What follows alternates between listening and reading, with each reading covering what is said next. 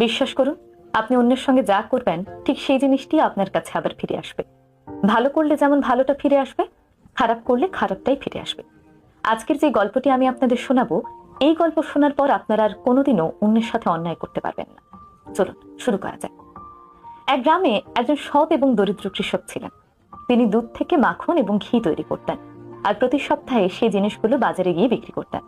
তার বিনিময়ে নিজের সংসারে যাবতীয় সদাই নিয়ে আসতেন।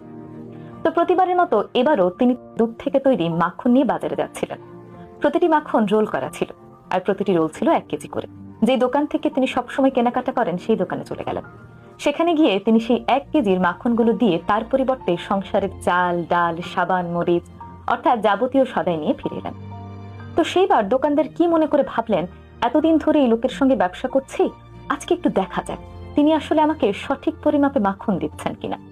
যেই ভাবা সেই কাজ, তিনি একটি বাটখারা নিয়ে সেই মাখন পরিমাপ করলেন। পরিমাপ করে দেখলেন কৃষক 1 কেজির যে মাখনগুলো দিয়ে গিয়েছেন সেগুলো আসলে একটিও 1 কেজির নয়, প্রতিটি 900 গ্রাম করে। এই জিনিসটি দেখে দোকানদার তো ভীষণ রেগে গেলেন। অপেক্ষা করতে লাগলেন পরের সপ্তাহে কৃষক কখন আসবেন। পরের সপ্তাহে যখন কৃষক আবার মাখন নিয়ে এলেন, তখন তো দোকানদার চিৎকার করতে লাগলেন, আর কোনোদিনও আমার দোকানের সামনেও আসবে না, এক্ষুনি বের হয়ে যাও, তোমার মতো বাটপারের সঙ্গে আমি ব্যবসা করতে চাই না। কৃষক তো হতভম্ব হয়ে গেলেন। তিনি দোকানদারের কাছে জানতে চাইলেন কি হয়েছে। তখন দোকানদার বললেন, এতদিন ধরে তুমি আমাকে 1 কেজির যে মাখনের রোলগুলো দিতে সেগুলো আসলে একটিও 1 কেজি ছিল না। আমি গতকালই পরিমাপ করে দেখলাম সবগুলো রোল 900 গ্রাম করে। তোমার মতো চিটিংবাজ বাটপারের সাথে আমি আর কোনোদিনও ব্যবসা করব না। এই কথা শুনে কৃষক মন খারাপ করে বললেন, দাদা রাগ করবেন না, আমি খুব গরিব মানুষ, আমার কাছে বাটখারা কেনার মতো কোনো টাকা ছিল না। তাই প্রতিদিন আপনার দোকান থেকে যে 1 কেজির চিনি নিয়ে যেতাম, আমি সেই চিনিটাকে দাঁড়িপাল্লার এক পাশে রাখতাম, আরেক পাশে মাখন রাখতাম। আপনার সেই চিনির বিপরীতে 1 কেজি মাখন আমি প্রতিদিন নিয়ে আসতাম। এই কথা শুনে দোকানির মুখ সাথে সাথে বন্ধ হয়ে গেল। দোকানি কিন্তু ইচ্ছে করে কৃষককে ঠকিয়েছেন। কিন্তু দেখুন প্রকৃতির কি নির্মম উপহাস, তিনি কৃষককে ইচ্ছে করে ঠকালেও অনিচ্ছাকৃতভাবে কিন্তু তিনি নিজেই ঠকে যাচ্ছিলেন বারবার। আমাদের জীবনটা আসলে এমনই। যিনি ফরমালিনযুক্ত ফল বিক্রি করেন তিনি চিন্তা করেন, এই ফল তো আমি খাই না, আমার কি।